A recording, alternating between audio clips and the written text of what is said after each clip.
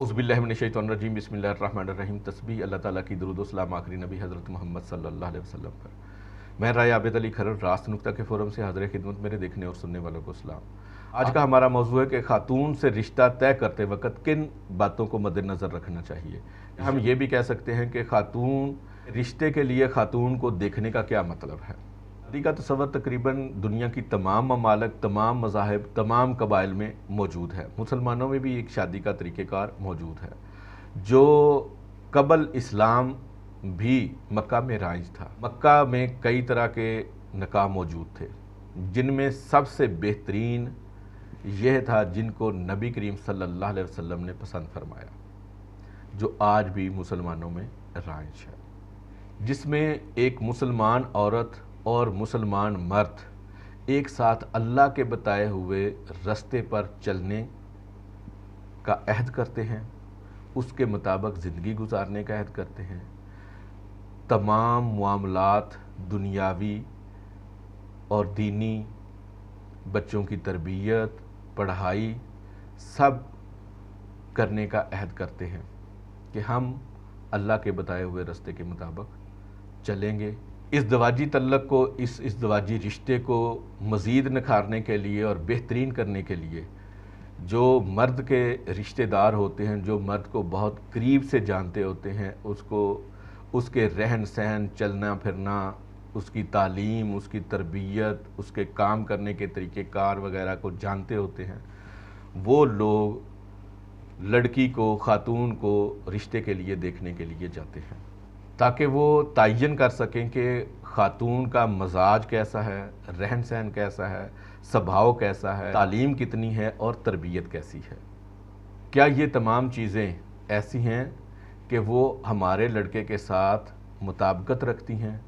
ये दोनों अगर मियाँ बीवी बनते हैं, रिश्ता अज़दवाज कायम होता है, तो वो अपना घर बसाने के लिए, ज़िंदगी गुजारने के लिए एक दूसरे के मुआवन साबित होंगे। मर्द के रोज़गार कमाने में ये खातून मुआवन साबित होगी, बच्चों की तालीम तरबियत में और दीगर घरेलू मामलात में ये अपने खामद के साथ मुआवन साबित होगी कि नहीं होगी। आज से एक पीढ़ी कबल, एक पीढ़ी मतलब एक नस्ल कबल, नस्ल का तयन यकीनी तौर पे आप जानते होंगे कि 35 साल मुकर्रर किया गया है कि एक नस्ल जो है ना वो 35 साल की होती है। तो एक नस्ल कबल हम देखते हैं कि बड़ी बूढ़ियाँ जो होती हैं कोई किसी भी ख़ानदान की, या बूढ़े लोग जो होते थे, वो अपने ख़ानदान में बच्चों के मैच बनाते रहते थे। यानी कि मेरी ये पोती और ये मेरा पोता या ये दोता, अगर इनका आपस में रिश्ता कायम हो जाए तो ये बहुत ज़बरदस्त जोड़ा साबित होगा हमारे ख़ानदान में, और हमारे ख़ानदान का नाम रोशन करेगा और अपने मामलात को अच्छे तरीके से निभाएगा। ना सिर्फ अपने मामलात बल्कि बाकी भी ख़ानदानों के लिए बेहतर साबित होगा। अगर हमारे इस लड़के का इस लड़की से रिश्ता हो जाए तो ये सही साबित नहीं होगा। इनके आपसी लड़ाई झगड़े ही नहीं ख़त्म होंगे। ये दूसरों को क्या, ये आपस में ही एक दूसरे के टांगे खींचते रहेंगे। बड़े बूढ़े चूँकि अपने ख़ानदान में तमाम बच्चों को जानते होते थे, इसलिए ये मामलात तय करते थे। और अगर ऐसी कोई सूरत हाल पैदा हो जाती थी कि कोई रिश्ता लड़की का या लड़के का किसी दूसरे ख़ानदान में करना होता था, तो फिर वो जो घर के बूढ़े होते थे वो लड़की के घर वालों को, लड़की के वालिदैन को मुख्तलिफ बातों से, मुख्तलिफ कामों से चेक करते थे कि ये इनका मजाज, इनका बिहेवियर, इनका रवैया क्या होगा। यानी कि चलते हुए घर में दाखिल हुए हैं और बूढ़े ने जो हाथ में पकड़ी हुई छड़ी है वो टेढ़ी, आड़ी तिरछी फेंक दी है, ताकि वो जज कर सके कि इस घर के बड़ों का और ख़ुसूसन उस लड़की का रवैया कैसा है इस हवाले से। या अपने सर का जो पग थी वो इस तरीके से फेंक दी या रख दी ताकि दूसरे आने वाले लोग जो हैं वो उसके ऊपर क्या रवैया अख्तियार करते हैं, इस तरह आजमाते थे। इस तरीके से वो बूढ़ी ख़वातीन जज कर लेती थी कि इस खातून का मजाज कैसा है, तालीम कैसी है, तरबियत कैसी है, लड़के के साथ ब्याही गई तो बजाय ज़िद्दीपन के, बजाय लड़ाई झगड़े के, हमारे लड़के के साथ मुआवन साबित होगी और उनकी कमाई में इजाफे का सबब बनेगी।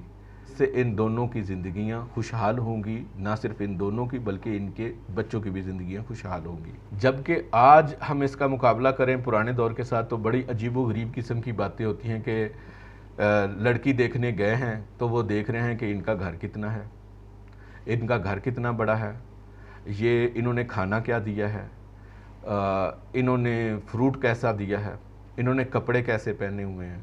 दोस्तों के कमेंट्स और दीगर चीज़ें देखें तो लड़की को देखने आए हैं तो लड़की इस किस्म का मेकअप करे, इस किस्म के कपड़े पहने, ये फूंक मारती रहे तो रिश्ता कभी भी रद्द नहीं होगा।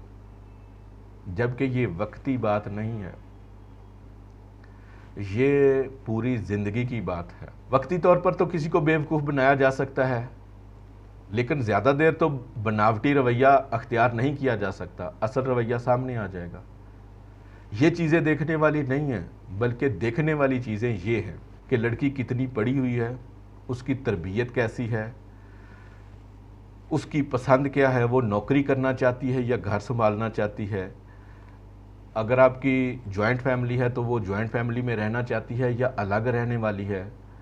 वो अपने खामद के साथ कंधे से कंधा मिला के चलने वाली है और अपने दीगर रिश्तेदारों के साथ बराबरी का सलूक करने वाली है या नहीं है।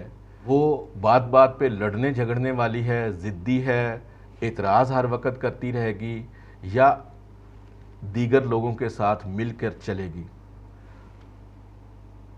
उसके कारोबार में उसका साथ देगी, ना कि ताने तशनी करके उसके कारोबार को भी तबाह कर देगी।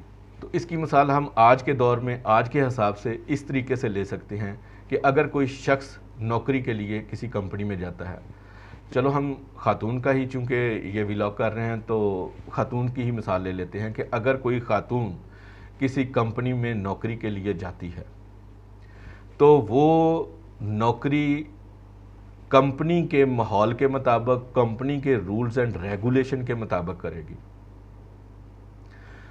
जाते साथ सीईओ नहीं लग जाएगी, परफॉर्मेंस देगी। नौकरी करते हुए अपने इमीडिएट बॉस के साथ लड़ाई झगड़ा नहीं करेगी।